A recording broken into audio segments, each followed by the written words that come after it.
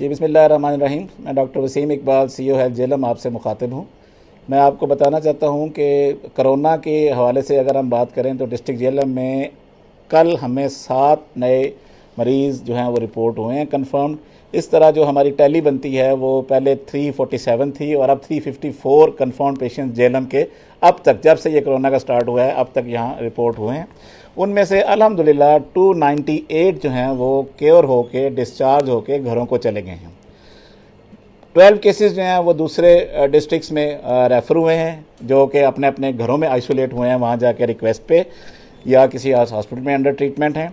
8 की अल्लाह की रज़ा से डेथ हुई है। और तो अब जो हमारे पास अंडर ट्रीटमेंट पेशेंट्स हैं वो 36 हैं, यानी अब 354 में से हमारे पास सिर्फ 36 पेशेंट्स अंडर ट्रीटमेंट हैं। तो ये अल्हम्दुलिल्लाह ये है कि इसमें कोई इस तरह की अलार्मिंग सिचुएशन नहीं है कि बहुत ज़्यादा या कोरोना के मरीज़ हैं या बहुत ज़्यादा अमवात हो रही हैं। लेकिन मेरी रिक्वेस्ट जैसे पहले हमेशा से रही है, इसमें मैं आपको एक ये भी बताता चलूँ कि इसमें जहाँ आम लोग मुतासर हो रहे हैं वहाँ हमारा जो हेल्थ का स्टाफ है वो भी उसी तरह मुतासर हो रहा है। अब तक जो मेरे ज़िले में कम से कम जो है ना वो हमने मेडिक्स और पैरामेडिक्स मुतासर हुए हैं।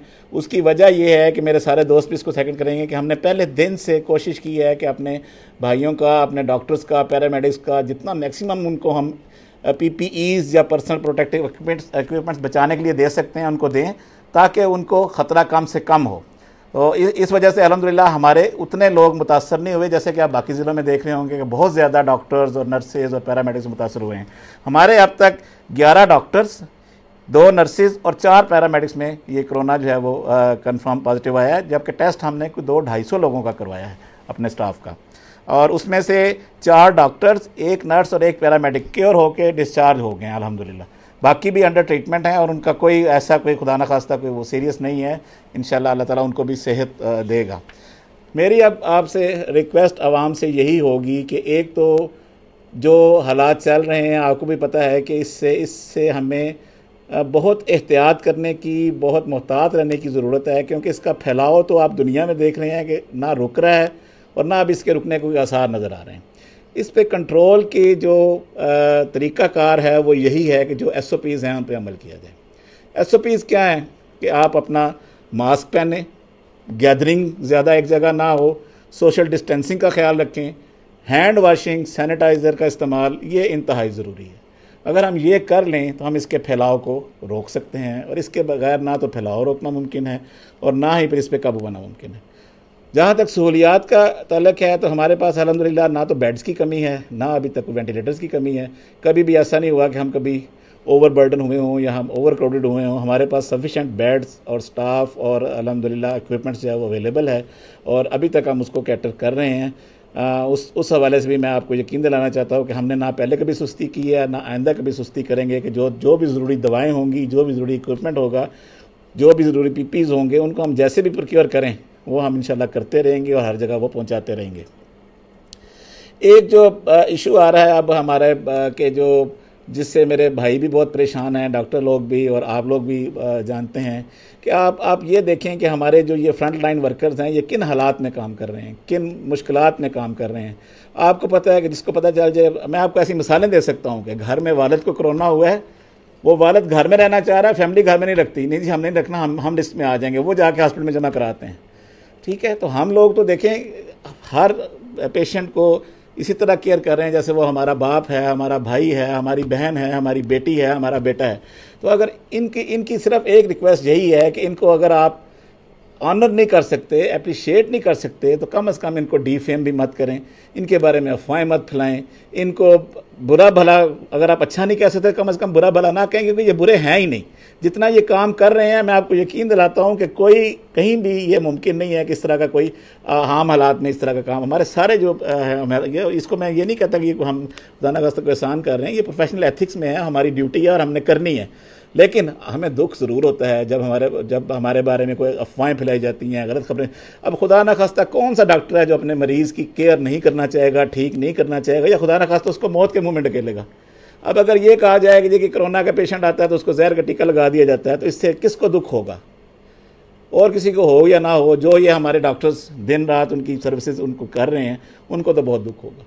या अगर ये कहा जाए कि जी डॉक्टर मरीजों का इलाज नहीं कर रहे, उनको देख नहीं रहे, आप किसी वक्त भी जाके देख लें, हमारे सारे डॉक्टर्स जो CCTV कैमराज लगे हुए हैं, MS साहब हर वक्त रूम में उनके लगे हुए हैं, आइसोलेशन वार्ड की सारी तस्वीरें सामने चल रही होती हैं, प्रॉपर केयर, एक एक मिनट का हमारे पास रिकॉर्ड है, सबको केयर दी जा रही है। तो हम यही चाहते हैं, मेहरबानी करके आप लोग हमारा साथ दें, मेरी डॉक्टर्स कम्युनिटी का साथ दें, उनको उनका हौसला बढ़ाएं ताकि वो और बेहतर तरीके से आपकी मदद कर सकें। अब एक और इशू भी बड़ा आ रहा है कि जो लोग रेजिस्ट करते हैं या लोग आके अब जो एक पिछले दिनों एक वाक़या हुआ है, आपको पता होगा कि एक डेड बॉडी को स्नैच करके ले जाया गया, शीशे तोड़े गए, हरास किया गया, हमारे डॉक्टर्स पे गन पॉइंट उठाया गया।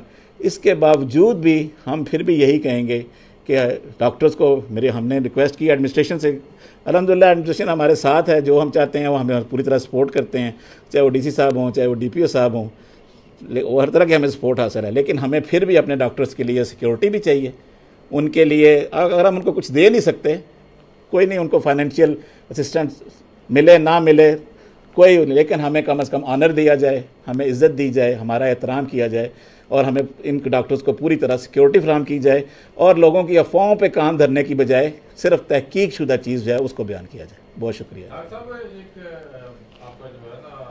आवाम के लिए कि जिन लोगों की रिपोर्टें नेगेटिव आती हैं और उनकी डेथ हो जाती है, उनके लवाहिकीन के लिए आपका क्या पैगाम है, और जो आइंदा इस तरह के मरीज आएंगे उनके लिए आप क्या कहना चाहेंगे उनके इसमें मैं ये बताता चलूँ कि देखें, जो कोरोना की SOPs है ना, उसमें जो कन्फर्मेशन है वो तो लैब रिपोर्ट से ही होगी।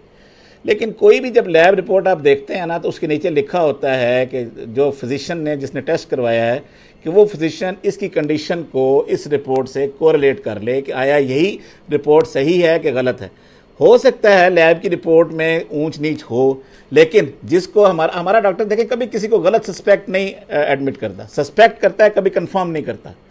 जब भी कोरोना वार्ड में ये भी नहीं है कि जो भी मरीज़ आएगा उसको हम खुदा न खास्ता कोरोना वार्ड में ले जाएंगे, जहाँ उसकी ज़रूरत होगी उसको वहीं रखा जाएगा। लेकिन अगर उसमें अलामात ज़रा भी होंगी तो हम उसको सस्पेक्ट, हम मुश्तबा मरीज़ को अलग ही रखेंगे, उनको हम बाकियों के साथ रख के अगर कल को उनका पॉजिटिव आ जाए या वो पॉजिटिव आए तो उनको हम रिस्क में नहीं डाल सकते। लेकिन उनका ट्रीट हम SOPs के मुताबिक करते हैं। नॉर्मल जो बीमारियाँ हैं उनका भी इलाज हो रहा होता है, और कोरोना अगर निकले या निकले उसके बारे में जो ज़रूरी इलाज है वो उसका साथ साथ चलता रहता है। डॉक्टर, जब कोरोना के अलामात वाले मरीज आते हैं उनकी रिपोर्ट का इंतजार किया जाता है, इलाज नहीं किया जाता, अवाम ये कहती है। ये भी बहुत बड़ी अफवाह है। मैंने कहा जब मरीज आ गया तो कोई रिपोर्ट का इंतजार नहीं किया जाता, उसका इलाज ये मेरे स्पेशलिस्ट आपको बताएंगे कि इलाज तो हम देखें, MLC में भी यही है, मेडिको लीगल में भी ये नहीं होता कि हमने उसकी रिपोर्ट का या पुलिस का इंतजार करना। इलाज तो पहले है, डॉक्टर का फर्ज है कि मरीज का इलाज करना, इलाज फौरन स्टार्ट हो जाता है जो, और इलाज वही डॉक्टर ने करना है। डॉक्टर को पता है क्या इलाज की ज़रूरत है, ना आपको पता है। मैं CO हेल्थ हूँ, डॉक्टर हूँ, लेकिन मैं भी बेहतर जज नहीं हूँ, मेरे से बेहतर जज वही होगा जो कि उसको प्रॉपर्ली ट्रीट कर रहा है। और वो मैंने उसकी नेक नीयति पे, मैं यही मेरी रिक्वेस्ट है, कभी ना उस पर शक करें, ना उस पर जो है ना उंगली उठाएं, उनको नेक नीयति से अपना काम करने दें, यकीन से, भरोसे से करें। और हम जिन हालात में काम कर रहे हैं ये हमें पता है कि हम हर चीज़ कैसे पूरी कर रहे हैं। बजट कंस्ट्रेंट्स हैं, फाइनेंशियल कंस्ट्रेंट्स हैं, ह्यूमन रिसोर्स की कंस्ट्रेंट्स हैं, लेकिन हमने कभी भी ना सर्विसेज अपने मुतासर होने दी हैं और ना इंशाल्लाह होने देंगे। आप हमारा दस्ते बाजू बने, हमारा साथ दें, इंशाल्लाह हम आपको कभी मायूस नहीं करेंगे।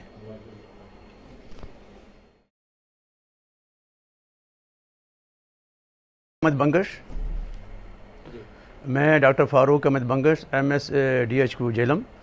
मैं इस बारे में यही कोरोना के आपको पता है कि आजकल हमारे जितने भी हैं, पूरा पाकिस्तान इस वबा के ख़िलाफ़ इससे लड़ रहा है, जिसमें हमारे जो डॉक्टर साहबान हैं और मेरे जितना भी स्टाफ है वो सारे फ्रंट लाइन पे लड़ रहे हैं। हम लोग हमारे जितने भी डॉक्टर्स हैं मेरे अस्पताल के, ख्वाह वो डॉक्टर्स हैं, नर्सेज़ हैं, पैरामेडिक्स है, हम इस वबा के ख़िलाफ़ रात दिन काम कर रहे हैं। और सबसे बड़ी बात यह है कि हमने इसके लिए अलहदा वार्ड्स बनाए हुए हैं, मख्तस किए हुए हैं, और उस वार्ड्स में अलहदा हमने आइसोलेशन वार्ड के में हर किस्म की सहूलत भी दी हुई है। और साथ साथ इन आइसोलेशन वार्ड के बाद अगर कोई पेशेंट सीरियस हो जाता है उसके लिए हमने ICU बनाया हुआ है, और हमारे पास 5 बेड्स ICU है, जिसमें 3 वेंटिलेटर भी 24 घंटे फंक्शनल हैं।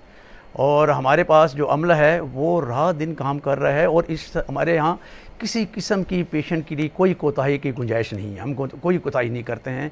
हमारे स्पेशलिस्ट, हमारे जो डॉक्टर्स एमओ हैं या डब्ल्यूएमओ हैं, जो सुबह भी होते हैं, दिन को भी होते हैं, रात को भी होते हैं, वो पेशेंट, जो भी पेशेंट, वो अगर नॉर्मल पेशेंट भी है, सिम्टोमेटिक भी है, एसिम्टोमेटिक भी है, और अगर आईसीयू भी है, उसको अपने एसओपीज़ के मुताबिक उसको वो ट्रीट करते हैं। और दूसरी बात है कि हमारे जो मेडिसिन हैं इसमें मेरी ज़ीरो टॉलरेंस है। इसमें मुझे हमारे जो रिस्पेक्टेड डीसी साहब हैं, हमारे ऑनरेबल हमारे सीओ साहब हैं, उन्होंने सख्ती से मुझे कहा है, और मैं ख़ुद इसमें भी हूँ, कि इसमें हर किस्म की जो मेडिसन है वो हम from the inside the hospital दे रहे हैं इनको, ख्वाह वो कितनी महंगी दवाई क्या ना हो। इसमें कोई हमारी वो नहीं है। ऑक्सीजन सप्लाई हमारी 100% है, हाई फ्लो ऑक्सीजन सप्लाई है, और वो 24 घंटे हमारे पास है। हमारे पास आईसीयू में तकरीबन डेली बेसिस पे 22 सिलेंडर हमारे इस्तेमाल होते हैं, तैयार होते हैं। 38 वैसे सिलेंडर हमारे पूरे अस्पताल में इस्तेमाल होते हैं। मेरे पास 150 सिलेंडर है, 150 सिलेंडर हैं, और बैक पे हमारी पूरी ऑक्सीजन सप्लाई हमारी मौजूद होती है। किसी किस्म की कोताही नहीं होती हमारे। अगर खुदा ना खास्ता ऑक्सीजन का एक लेवल होता है, उससे पहले हमें पता चल जाता है, और ऑक्सीजन हमारी कभी कम नहीं हुई है। एक ये बात, इसलिए मैं ये कहूँगा, ये मैं रिक्वेस्ट करूँगा कि हम रात दिन फिज़िकली भी, जहनी तौर पर भी, और हर हिसाब से हम इन मरीज़ों के लिए रात दिन काम कर रहे हैं। और इसमें इसी रात दिन काम करते हुए हमारे 11 डॉक्टर हमारे जो है वो पॉजिटिव भी हो गए हैं। लेकिन हमने ना हिम्मत हारेंगे, ना हमें हिम्मत हारनी है। लेकिन इसके साथ हमें क्या चाहिए?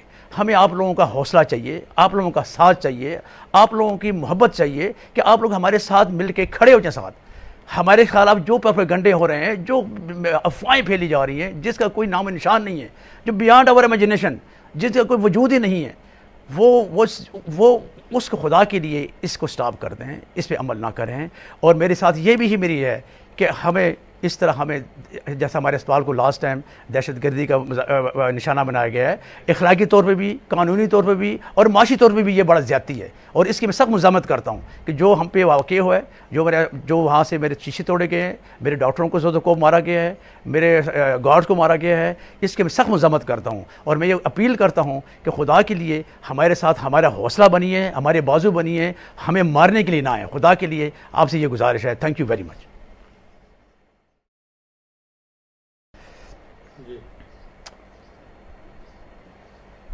मैं डॉक्टर तफसीर हुसैन गोंदल, प्रेसिडेंट पीएमए जेलम, आपसे मुखातब हूँ। अवामुन्नास से एज ए पीएमए जेलम के नुमाइंदा के तौर पे मेरी ये दरख्वास्त है कि तमाम डॉक्टर्स जेलम के और पाकिस्तान मेडिकल एसोसिएशन आप लोगों के इलाज मुआवजे के लिए हर वक्त पहले दिन से तनदही से काम कर रही है। और पाकिस्तान मेडिकल एसोसिएशन ने उसमें पहले दिन से पूरी भरपूर कोशिश करके तमाम अपने फ्रंट लाइन फाइटर को पीपीई गवर्नमेंट के साथ साथ प्रोवाइड करने की पूरी कोशिश की है।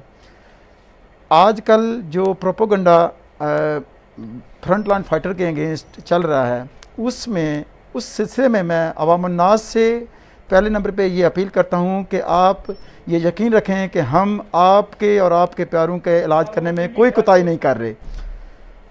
दूसरे नंबर पे जो इस वक्त सोशल मीडिया और प्रिंट मीडिया पे अनकंट्रोल प्रोपेगेंडा और बेबुनियाद अफवाहें फ्रंट लाइन फाइटर के ख़िलाफ़ चल रही हैं, उन पे कान धरने की बजाय जो हकीकत पे मबनी ख़बरें और हकीकत पे मबनी मवादा उसको सुने और उस पे यकीन रखें।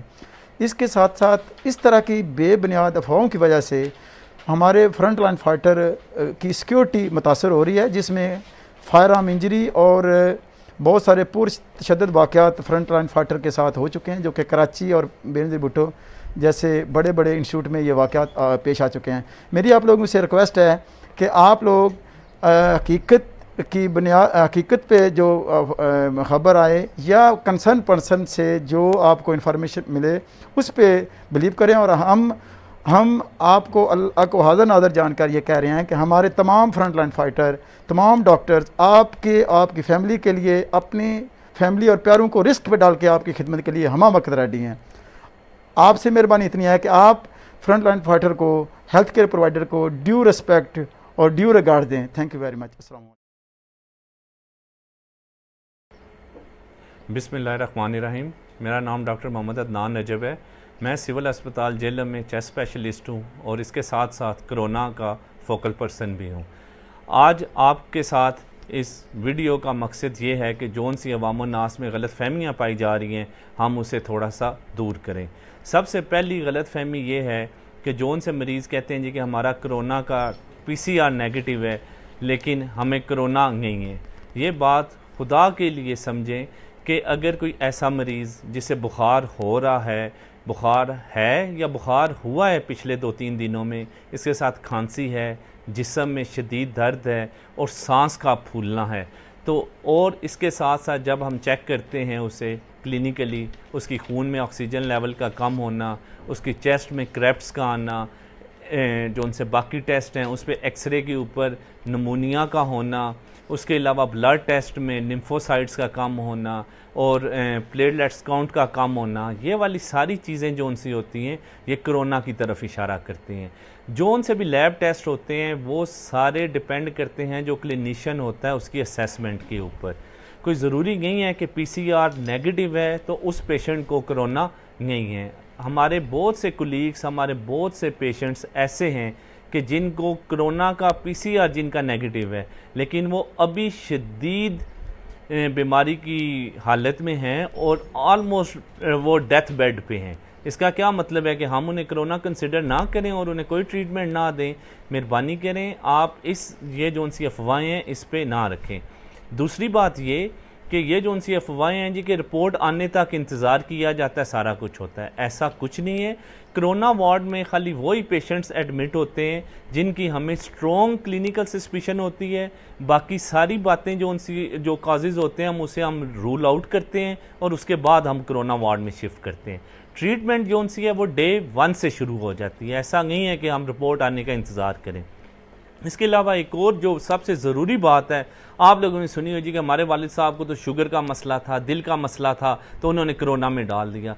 मेहरबानी करें, ये गाइडलाइंस में लिखा हुआ है, ये पूरी दुनिया में हो रहा है कि ऐसे पेशेंट्स जो ओल्ड एज हैं, जिनको शुगर, ब्लड प्रेशर, दिल की तकलीफ़, दमा, COPD, गुर्दों का मसला है, उन लोगों को कोरोना ज़्यादा इफ़ेक्ट करता है एज़ कम्पेयर टू जो हेल्दी इंडिविजुअल्स हैं।